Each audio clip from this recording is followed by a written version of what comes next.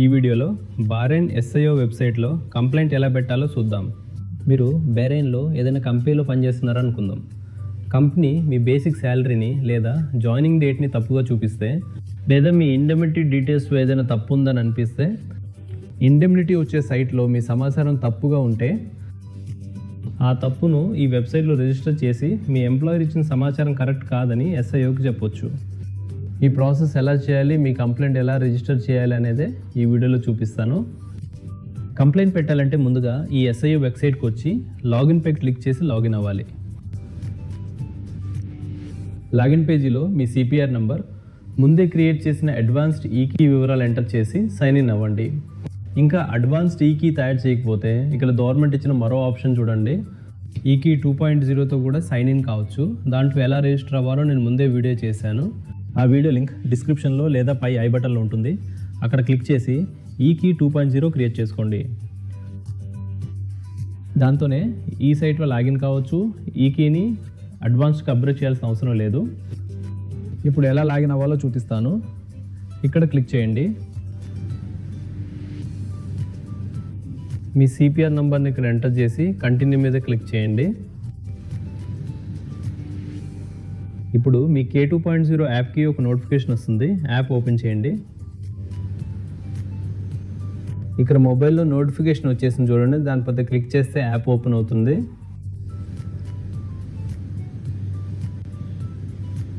ఇప్పుడు మొబైల్లో యాప్ తెరవండి. స్కానర్ వస్తుంది. దాంతో ఈ QR కోడ్ని స్కాన్ చేయండి. తర్వాత యాప్లో అప్రూవ్ వస్తుంది, దాన్ని నొక్కండి.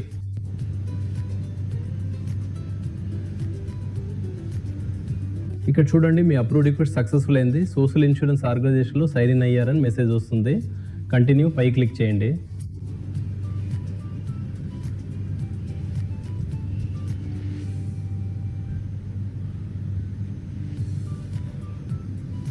సో ఫ్రెండ్స్, మీరు చూడొచ్చు SIO వెబ్సైట్లోకి లాగిన్ అయ్యాం.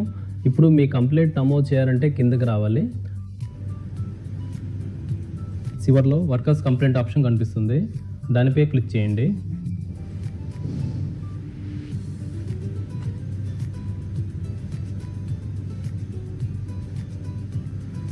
ఇప్పుడు వర్కర్ కంప్లైంట్స్ పేజ్ ఓపెన్ అవుతుంది. ఇక్కడ న్యూ బటన్పై క్లిక్ చేయండి. ఇప్పుడు కంప్లైంట్ సబ్మిట్ చేసే పేజ్ ఓపెన్ అయింది. ఇక్కడ కంప్లైంట్ టైప్ అని ఉంది, దాన్ని క్లిక్ చేస్తే ఆప్షన్స్ కనిపిస్తాయి. ఇక్కడ termination of employment, employment not registered, wrong employment period, wrong salaries, ఇలా ఆప్షన్స్ ఉంటాయి. మీ ఇష్యూకి ఏది సరిపోతుందో అదే సెలెక్ట్ చేయాలి. అంటే మీ విషయంలో ఏది తప్పుగా ఉందో అది. ఉదాహరణకు మీ ఎంప్లాయ్మెంట్ రిజిస్టర్ కాలేదంటే ఈ ఆప్షన్ క్లిక్ చేయాలి. మీ ఎంప్లాయ్మెంట్ పీరియడ్ తప్పుగా ఉంటే, అంటే మీరు 2 సంవత్సరాలు పనిచేసిన కంపెనీ 1 సంవత్సరం మాత్రం చూపించుంటే, అప్పుడు రాంగ్ ఎంప్లాయ్మెంట్ పీరియడ్ని సెలెక్ట్ చేయాలి. మీ శాలరీ తప్పుగా చూపిస్తుంటే, లేదా ఇండెమ్నిటీ లెక్కలో శాలరీ తప్పుగా ఉంటే రాంగ్ శాలరీ మీద క్లిక్ చేయాలి. కింద మీ డీటెయిల్స్ ఓపెన్ అవుతాయి. స్క్రీన్ కొంచెం స్క్రాల్ చేస్తే ఇక్కడ మీ CPR నంబర్ కనిపిస్తుంది. మీ CPR నంబర్ ఇక్కడ ఎంటర్ చేయాలి. ఆ తర్వాత స్క్రీన్ పైకి స్క్రాల్ చేయండి. ఇక్కడ మీ కంపెనీకి సంబంధించిన ప్రాబ్లం ఏదైతే ఉందో అది టైప్ చేయాలి.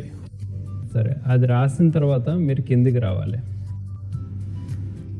ఇక్కడ డాక్యుమెంట్స్ అడుగుతుంది, రాంగ్ శాలరీ కంప్లైంట్. అయితే ముందు పాస్పోర్ట్ కాపీ సెలెక్ట్ చేసి సబ్మిట్ చేయాలి. మీ పే స్లిప్ కూడా ఇక్కడ సబ్మిట్ చేయాలి, ఎందుకంటే శాలరీ తక్కువ చూపిస్తున్నారనే ప్రూఫ్ అవుతుంది. అలాగే బ్యాంక్ అకౌంట్ డీటెయిల్స్ ప్రూఫ్, అంటే బ్యాంక్ స్టేట్మెంట్ కాపీ కూడా అటాచ్ చేయాలి.